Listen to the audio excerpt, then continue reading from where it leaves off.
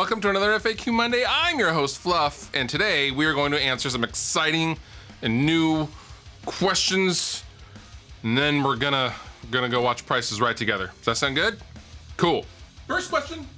Any tips on preventing gear theft while on tour? We just wrapped up the Sleep City tour, and security was actually paramount for us. We actually had a lot of dialogue, and there was a lot of conversation about preventing theft, whether it be the trailer that we were towing or someone breaking in to the van. And how we really achieved that is, for one, always leaving someone near the van. If we pulled up to a gas station after a long night of driving, everyone would go in to, use the bathroom, buy something to drink, get some food, something like that. But one person would always stay behind in the van and start pumping the gas or something like that. Someone was always present with our stuff, and that's achievable, I would say 90% of the time. In some instances, when you're all gonna go in and eat at like a Denny's or something like that, that's not really achievable.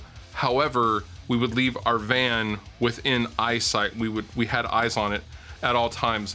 Other things you can do is things like, if you're gonna get a hotel, pay the extra money for the slightly better hotel that has a guarded, gated area where you can park your van and trailer that has security cameras on it, because you don't want to get your stuff stolen and then think, oh wow, I wish I would have paid the extra $100 a night or whatever it is. We ran into that scenario in San Francisco. We actually got a hotel, and it was a choice between saving a lot of money and getting a decent hotel at a decent location, or going to a hotel a little farther away from the venue, but they had a gated, guarded, and manned parking area for our van, and that was an easy choice, and I'm glad we made it because we didn't have any problems on the tour. So yeah, common sense, redundancy, talk about it. Get it out there, get people aware of it, and you guys should be just fine. Hey Fluff, I'm looking into building a tube amp for the first time. Any recommendations on where to start? Honestly, I would go and get one of those kits from Seriatone or something like that, or Metropolis. Go get a kit amp, or Mojitone has them as well. There's lots of places that have kit amps actually. And go get a small little 18 water amp and just practice and get your feet wet and see how you like it. And then from there, you can start taking classes and stuff like that. I mean, I don't know what level of expertise your electronics is already, but if you're already thinking about building your own amp, I assume you probably know a little bit. So I would just start building some kit amps and then go from there. From there, it's a matter of designing your own and just seeing what you like. So yeah, kit amps are a great way to start. I mean, you don't have to read even a schematic to build one of those. They come with an actual drawing where you just lay out the wire like it is on the drawing, and then it's really, really cut and dry. So that's what I would do. Any suggestions, leave them down below in the comments, because I obviously don't build amps, so any tips from you guys that build amps, definitely let me know.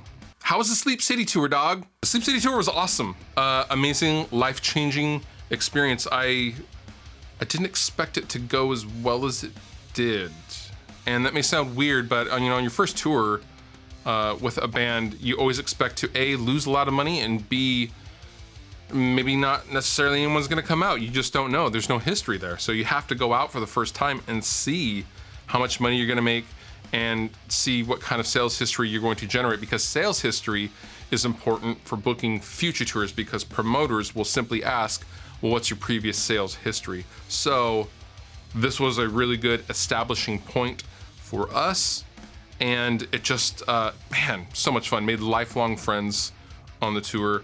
I did not choose to vlog any of it. I chose to experience it and to put down the camera, because it was important to me to take it all in as much as possible. And also, my buddy Jared Dines vlogged everything, and you can go over and see all the Sleep City vlogs on his channel, which I'll link down below. And so I thought, it's kind of redundant. I did bring my camera. I did haul my DSLR all over the place, and I didn't even use it. I just was too busy having so much fun. It's a great time. I could definitely spend the rest of my life on the road, honestly. And can't wait to do it again very soon. And now, the dad joke of the week. What do you call a fly with no wings? A walk. Call it a walk.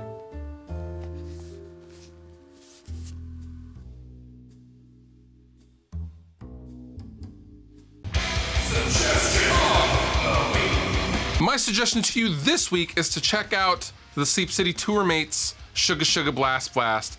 These guys were unbelievable every single night, and they worked so hard, and oh my God, they're so good. They currently have a video out for their lead single off their upcoming record, which is not out quite yet, but it's coming. And just give these guys a listen for me. I think you'd really enjoy it. It's a really unique blend of all sorts of different things. They call themselves skate gent, which is hilarious. It's kind of a tongue-in-cheek sort of affair. Eddie and the Boys, wow. Astounding band, amazing musicianship, and I miss them dearly. You've been wonderful. I've been Fluff. Thank you so much for watching, and I'll see you next time.